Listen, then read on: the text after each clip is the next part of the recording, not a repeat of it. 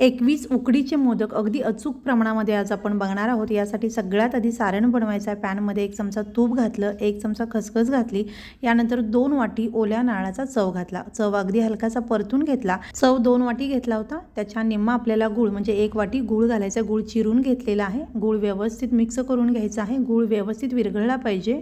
बारीक गॅसवरती हे सारण करायचं आहे। वेलदोड्याची पावडर घालायची आहे। मस्त मिक्स करून घ्यायचं आहे। हे सारण आपलं तयार आहे। गॅस बंद करून बाजूला ठेवूयात। आता उकड काढायची आहे। सारण बनवताना ज्या वाटीचा वापर केला त्याच वाटीचा वापर उकड काढण्यासाठी केलेला आहे। 2 वाटी पाणी घेतलेलं आहे आणि पाण्यामध्ये चिमूटभर मीठ आणि अर्धा चमचा तूप घातलेला आहे। पाण्याला चांगली उकळी काढून घ्यायची आहे। पाण्याला उकळी आल्यानंतर यामध्ये 2 वाटी तांदळाचं पीठ घालायचं आहे। साधारण 100 ग्रॅम पीठ या वाटीमध्ये बसतं।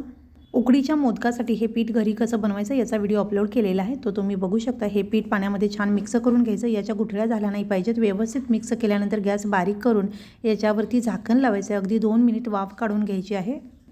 2 मिनिटानंतर गॅस बंद करायचा आहे। पुन्हा झाकण लावून 2 मिनिट असंच ठेवून द्यायचं आहे। त्यानंतर आपल्याला हे काढून थोडंसं मळून घ्यायचं आहे। याचा असा गोळा करायचा आहे। आता हे पीठ ताटामध्ये घ्यायचं आहे। थोडंसं पाणी आणि तेलाच्या हाताने हे पीठ चांगलं मळून घ्यायचं आहे। अगदी मौसूद असा याचा गोळा तयार झाला पाहिजे। आता याचे गोळे आपल्याला करून घ्यायचे आहेत। गोळे बनवतानाच 21 गोळे इथे मी मध्यम आकाराचे बनवून घेतलेले आहेत। याला गोल असा आकार देऊन घेतलेला आहे आणि आता याच्यातील एक एक गोळा घेऊन आपल्याला मोदक वळून घ्यायचा आहे। तर या गोळ्याची आपल्याला अशा पद्धतीने वाटी करायची आहे। अगदी पातळ अशी याची पारी आपल्याला बनवून घ्यायची आहे। अशी हातावरती तुम्हाला जर पारी करायला येत नसेल तर तुम्ही लाटून घेतला तरी चालू शकतं। पारी बनवल्यानंतर अशा याला कळ्या पाडून घ्यायच्या आहेत आणि आता याच्यामध्ये सारण भरून घ्यायचं आहे। ही वाटी गच्च भरली पाहिजे इतकं सारण आपल्याला याच्यामध्ये घालायचं आहे आणि मोदक आता आपल्याला बंद करून घ्यायचा आहे। तर एकाच दिशेला सगळ्या कळ्या करत असा मोदक आपल्याला वळून घ्यायचा आहे। याच्या कळ्या थोड्याशा उठावदार करायच्या म्हणजे मोदक दिसायला खूप छान दिसतो। तर सगळे 21 मोदक मी याच पद्धतीने बनवून घेतलेले आहेत आणि आता हे वाफवून घ्यायचे आहेत। चाळणीला थोडंसं तेलाचा हात लावलेला आहे आणि आता थोडे थोडे मोदक वाफवून घेते।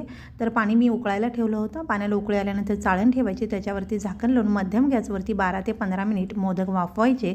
सगळे मोदक मी याच पद्धतीने बनवून घेतलेले आहेत। इथे आपले 21 मोदक बनवून तयार झालेले आहेत।